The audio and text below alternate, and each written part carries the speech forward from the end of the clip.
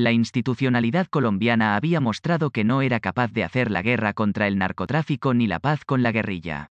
Al pueblo no se le puede invocar en vano. Banner Especial Constitución de 1991. 30 años. El preámbulo de la Constitución de los Estados Unidos, emitida en 1787 con vigencia desde marzo de 1789, es decir, hace más de 2 siglos, dice: nosotros, el pueblo de los Estados Unidos, a fin de formar una unión más perfecta, establecer la justicia, garantizar la tranquilidad nacional, tender a la defensa común, fomentar el bienestar general y asegurar los beneficios de la libertad para nosotros y para nuestra posterioridad, por la presente promulgamos y establecemos esta Constitución para los Estados Unidos de América. Ese significado de pueblo en la Constitución gringa engloba a todos los habitantes que lucharon por la independencia de los estados dominados por Inglaterra. Es decir, la soberanía y la unidad nacional fueron el resultado de la voluntad popular. Así, el pueblo, desde que constituyó ese territorio como nación independiente, se convirtió en el protagonista fundamental y en la base de una democracia real. No pasó lo mismo en Colombia. En la Constitución de 1886 no existe la palabra pueblo. Y en el uso corriente de este vocablo en nuestras tierras se le identifica como al conjunto de personas que no poseen propiedades, títulos, riqueza, ni voz. Los don nadie, es decir, el conjunto de los desposeídos, de los excluidos. En inglés, la palabra cómo se coló el pueblo en la Constitución de 1991 hasta convertirse en el protagonista de la soberanía. A mi modo de ver, el pueblo apareció en la escena de finales de los años 80 como una invocación y un recurso legítimo. Como una invocación, producto de la incapacidad de la clase dirigente, en su globalidad, y de los gobiernos, en particular, para superar la profunda crisis de esos años. Como se invoca a Dios cuando todo está perdido o al Chapulín Colorado cuando no hay quien nos defienda. Gobiernos incapaces de contener la violencia y la cooptación del narcotráfico e incapaces de cumplir los pactos con la insurgencia. Y, sobre todo, incapaces de garantizar la vida de los colombianos. Y como un recurso legítimo de sectores populares que habían dejado oír sus voces en paros cívicos, protestas ciudadanas y levantamientos armados. Por esa época hubo 2 detonantes iniciales: el asesinato de Luis Carlos Galán, en agosto de 1989. Sectores inteligentes de la clase dirigente, gente divinamente bien, vieron en ese asesinato el signo mismo de la debacle del régimen. Rectores de las universidades privadas estimularon a los estudiantes para empujar la convocatoria a una asamblea constituyente de origen popular. Surgió así el movimiento universitario por la séptima papeleta. El intento de una constituyente como pacto de élites ya había fracasado en el acuerdo de la Casa de Nariño.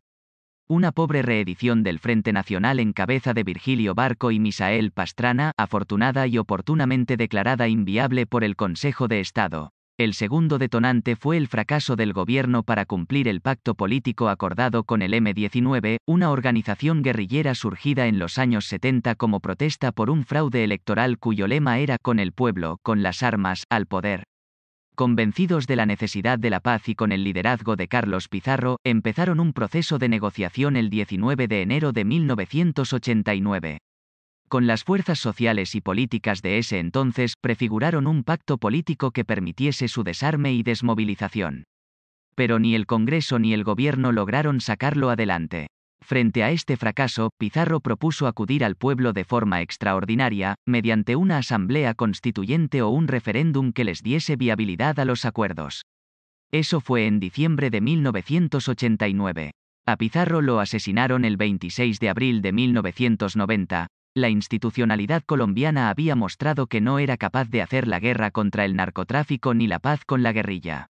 El plebiscito de 1957, con el cual se consagró el Frente Nacional, un pacto cerrado entre los 2 partidos tradicionales, había cerrado la posibilidad de que fuese el pueblo quien pudiese reformar la Constitución.